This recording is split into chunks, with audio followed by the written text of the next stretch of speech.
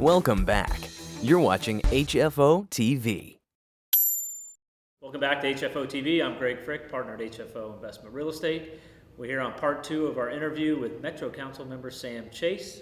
I know a big thing that's in the news now that we've seen, especially with our audience, is affordability on housing. With the growth that we've seen in the apartment construction as well as the mass immigration, fueled a lot by what we talked about, the benefits of being here, close to recreational, the way of life we call it. What's Metro's kind of take moving forward on how do you get affordability coupled with added density and just keeping the urban growth boundary, keeping away from urban sprawl, but then also looking at how do we do affordable housing for like you said, all spectrums of the income levels. Well, that's a big and very complicated question, and there is, of course, much healthy and good debate about what are the right strategies to do that. One component that's absolutely critical is that we focus on increasing our overall supply of housing, that we allow for housing to get created, and it really at all income levels, when you're creating housing, you're addressing that supply issue. If you're addressing it even in middle income, you're relieving the pressure on other housing from folks who would otherwise be going and seeking and be more competitive and trying to secure some of that lower income housing. So there's a really important relationship to understand, and supply and demand economics are very important to understand, at least at the 101 level. So that's a part of it. And then, of course, the market really is unable to address the housing needs at the very low income level, at the 0 to 30%, and folks who are homeless or right on the edge of homelessness or very low income, seniors on disability, others who are working very, very low income wages. So there needs to be other kinds of strategies and assistance for folks at that level. So we've really developed strategies that try to address those complex needs and really had a focus that has developed over the last 2 or 3 years at Metro to help local jurisdictions and our other regional partners address those housing needs. And are you trying to get the various members or cities working together to address some of these needs, or is it, is there, hey, we're going to deal with Portland now, it's Hillsborough, it's Beaverton, it's Gresham? How do you get all these different cities working together to address something that's kind of affecting the whole region?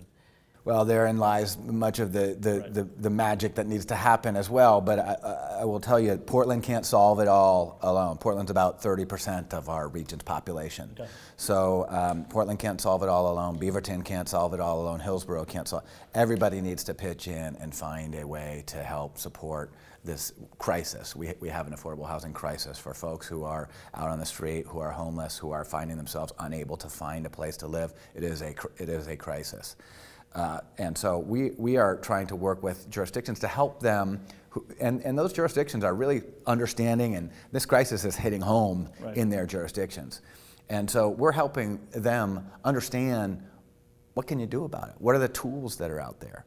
So we've really focused on the last couple of years on how do you help educate and get those tools in front of jurisdictions so they can do the right thing and really work together as a region.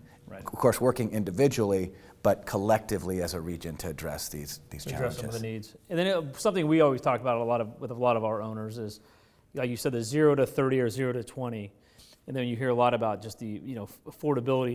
It's almost a little bit, is the affordability causing some of the homeless, or is it a combination thereof, or is it, we need to look at an affordable, 60 to 80% of the median income, and then we've got the other group that's, 0 to 30, addressing those, not separately but together, but really, when you put it all in one pot, it's where I think it gets a little mixed up and you hear different arguments. So I'm curious, as Metro, are you saying to, say Portland, I know they're not going to handle it, you need to have a plan for this portion, this portion, and this portion, and how do you kind of get them kind of moving to that direction? We're really taking the incentive-based approach on this at this time. So we're really educating folks and getting them to understand what tools are out there. And when I say tools, I'm talking about resources that they could make available, policy changes, code changes. Can they change their code in certain ways? Can they streamline their permitting process? Can they make available resources through either through waivers or through granting and providing resources to projects? And then what are their options and ranges to spend some of those resources and use those policy tools? And what income levels are the most appropriate ones to use what tools for? So, that's a framework that's been very important and been welcomed by the local jurisdictions. As we keep bringing up, you've got to address the supply issue. I mean, we can talk about the demand. But you can't kind of control the demand. As people ask us all the time, where are we in this cycle? And it's tough to tell, but I think the biggest surprise for our industry has been just the amount of demand. I mean, we knew Portland was hot. We didn't know it was this hot back in 2010. And I think it kind of took everybody a little bit by surprise, and I'm sure with you guys like trying to plan transportation, how jurisdictions are going to deal with that increased demand on top of kind of the inbred thing about Oregon is they don't want urban sprawl. So how do you do affordability without urban sprawl? And what are the options you have for, in Portland, Hillsborough, Gresham, and these different areas? It's been very interesting to try to see and educate people on that. Hey, I know you love your backyard, but you got 30,000 people that are going to move here. Where are they going to live? Well, I think one of the conclusions that really makes a lot of sense if you're thinking about these issues, but I think is much more complex, is, hey, if we expand our urban growth boundary and make more land available, then that will increase the supply. Now, there's some truth to more available land. Right. Certainly means you have more to build on. But when you actually add up the costs of providing the services and the infrastructure that you need for that land and the kind of housing that gets developed in those areas, which are generally larger lots, more expensive units, and again, even more expensive units still have an effect on satisfying the overall supply. But in terms of the numbers, they're not as significant as we'd like. Now, I think by 2050, 70% of the world's population is going to be living in urban environments. So people are attracted to and want to live in cities at this point. So we need to also be thinking about how do we make it easier to build in our existing infrastructure and urban areas. And again, with the resistance that we also have from communities saying, we like our neighborhood just the way it is. San Francisco is a great example. They said, we don't want change. Right. We don't want more development. We're going to put the inclusionary zoning and rent control policies in place. We're going to stop development from happening, and they did it in a way that really halted growth. Oh, yeah. And so that means that they didn't want the neighborhood to change or the city to change, but it actually changed very dramatically, because now you, instead of a place where low-income people or middle-income people would live, you have to be very, very wealthy to live there. Now, that doesn't mean that inclusionary zoning can't be applied in a way that's more effective and when it has the right kinds of tools, incentives, and other things that are in place. Seattle's a better model where developers have really embraced it, and it's been a tool that folks have found to be workable. Right. Now, we'll see how local jurisdictions, we of course don't make decisions on that, but we'll see how that develops with some of the other local jurisdictions. So you just give recommendations then? Is that kind of, this is the plan, this is what we see for the region, and kind of help them see different options and let them kind of wade through what to do?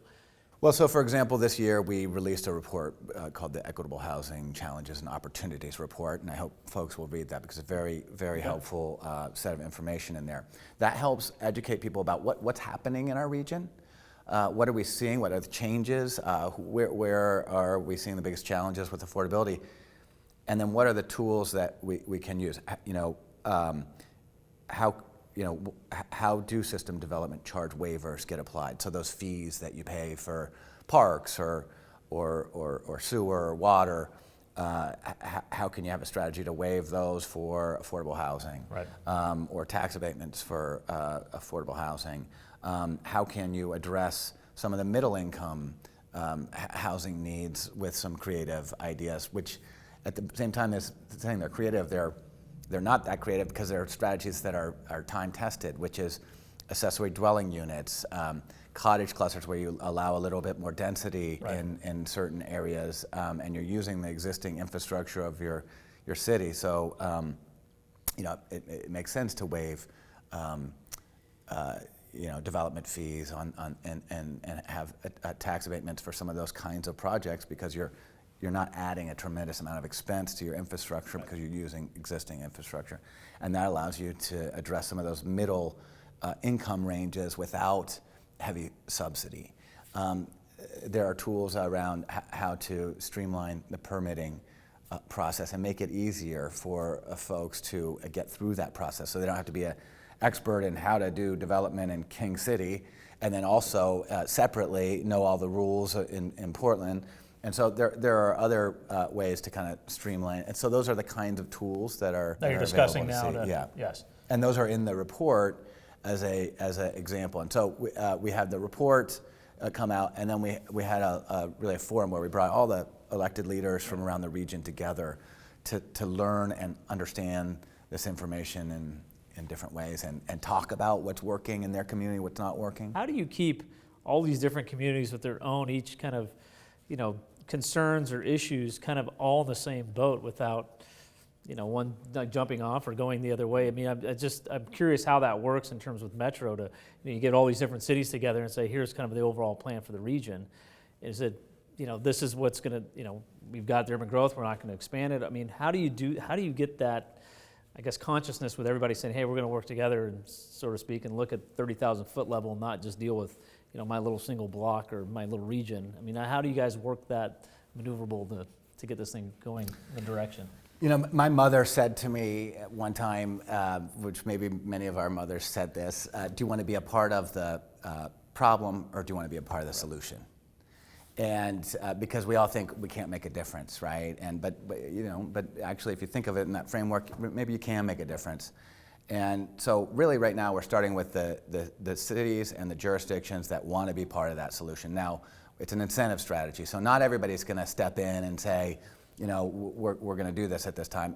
But we would like to build enough consensus amongst enough jurisdictions that the other ones start feeling a little more pressure to do the right thing, and that they feel like they need to support working as a region to do that. We were able to identify some resources recently to provide funding to cities that want to build a affordable housing plan for their city, and technical assistance. So we provide those resources. So you're able to find the funding for that for those cities to help them navigate to do a plan or something along. To say, hey, it's in the process right now, but some are doing an inventory of what are all the public lands that we own throughout our jurisdiction that could potentially, and let's do some due diligence and get some, and pay for some expertise to understand what can be developed there and what could be done there, and what kind of zoning changes or other strategies would be needed to make these units available for multifamily affordable housing. Or others may say, hey, we like this middle income housing idea that folks have been talking about, to encourage more ADUs and slightly more dense housing. We want to change our code to allow those things to be more easily accessible. We want to parking. Parking is a big one. There are a lot of cities that actually really make it much more difficult to do affordable housing because of the parking restrictions that are there. So that's another one that we are supporting jurisdictions to really evaluate. How much parking do you really need? There are a lot of parking spots that get built at a high expense that don't get used. Right. Even in very dense places where you can't find a parking spot, they still overbuild on the parking. So that's an expense that jurisdictions are looking at. So those are the kinds of things that we're supporting. And what incentives can you guys offer for that? I mean, is it incentives in terms of helping them find federal funding? Is it walking them through the process? Or is there anything that, Well, we're giving them grants to do that work, and then we're also providing support with our staff support. Okay. So Metro's a large agency, and one of the things we do is, we're charged with, planning 40, 50 years out for our region. How are we going to grow and develop?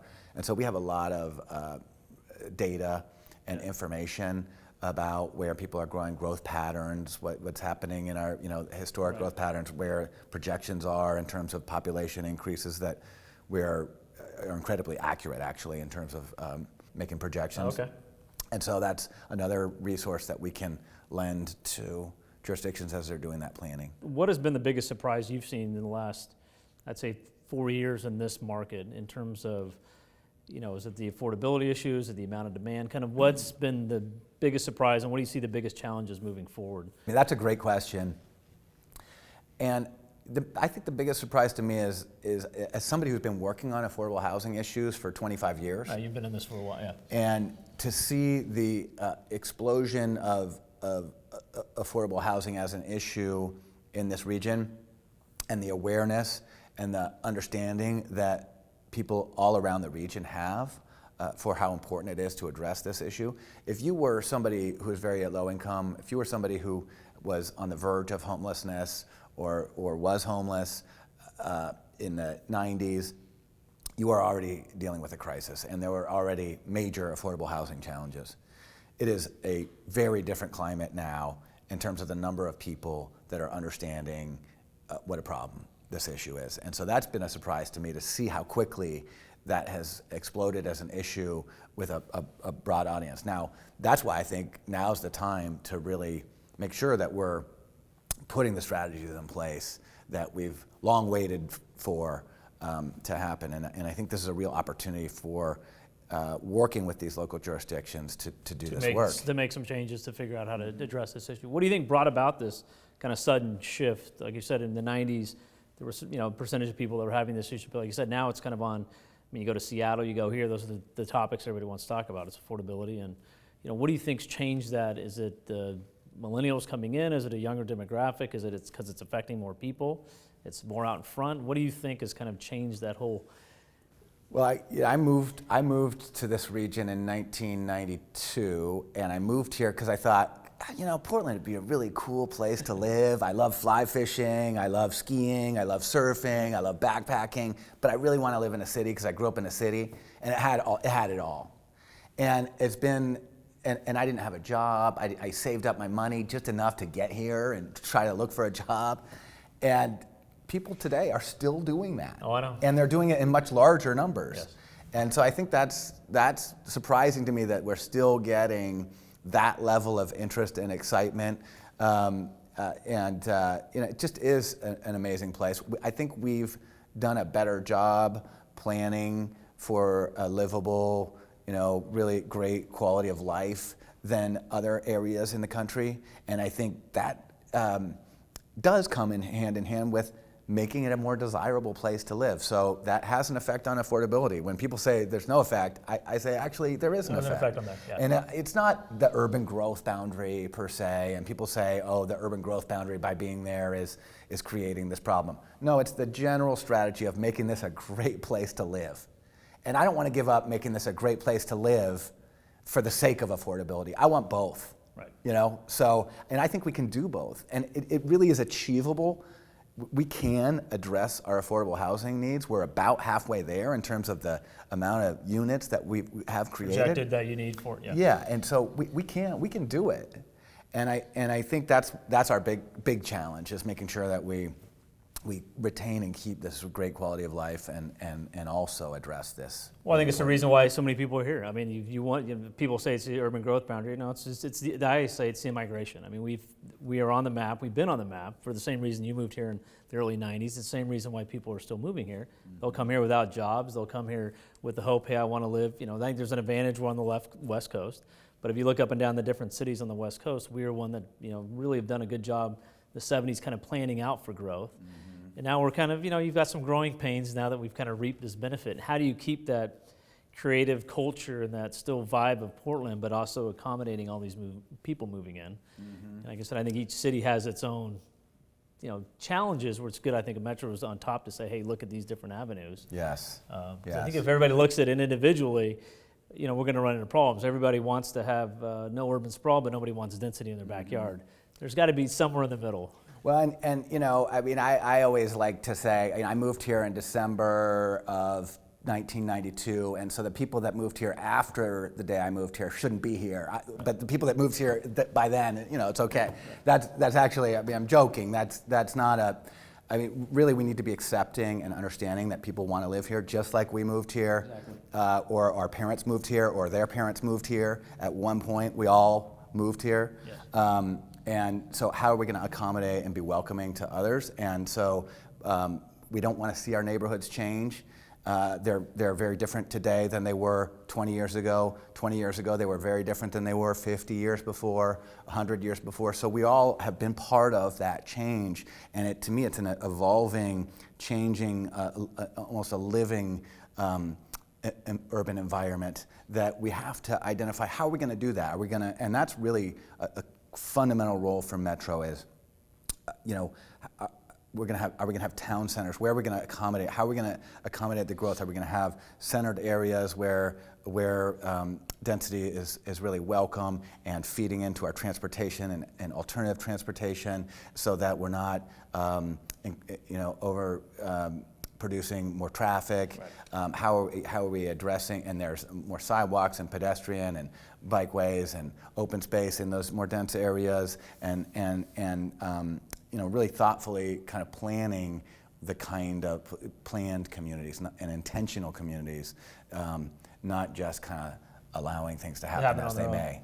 And are you seeing that in the outlying areas? More of these we're seeing that on the apartment development side, looking at these outlying cities that have a, quote, little downtown or something like that, kind of being the next area of growth in terms of development and density, increase density there, families moving there, affordability moving there. You still have the proximity to downtown Portland, or so to speak, but you have these little regional centers. Is that something you're kind of working through with Metro to try to identify where those could be and helping those cities kind of foster that kind of growth? We provide grants and resources to cities to help that, and our staff resources to help them plan for that growth and think about how do they want that growth to occur. What are their goals in terms of growth coming to their area, and how are they going to accommodate it? Are they going to take their Main Street and maybe allow some more density along that Main Street corridor, which without a doubt creates a much better business environment for that Main Street, and it allows them to not become a ghost town, but actually to be a vibrant, wonderful, historic Main Street that is attracting people to the coffee shops and to the boutiques and those kinds of things. Do they want that, or do they want to kind of spread things out evenly in a way that's not really, thoughtful? I mean, so there's really a very intentional strategy that we help them to make those choices. But again, those local jurisdictions are really the ones that are making those decisions, and we're helping guide. And you leaning on Metro for maybe some data points, decisions, examples, funding or grants or things like that to kind of help them point in that direction. So it's kind of an educational process, I'm sure, for a lot of these cities or municipalities as to, this wave's coming, you got to get ready. Yes. And there's different ways you can do it, and there's different examples of good and bad, and lay it out for them and see what happens. Yeah. And they have minimum density requirements, so there are minimum densities that those jurisdictions need to accommodate for it. To accommodate, yeah. Got it. Okay. Well, thank you for coming. It was great, very informative. And we'll see you again on HFO-TV. Thank you so much. Yeah, it was good. Thank you.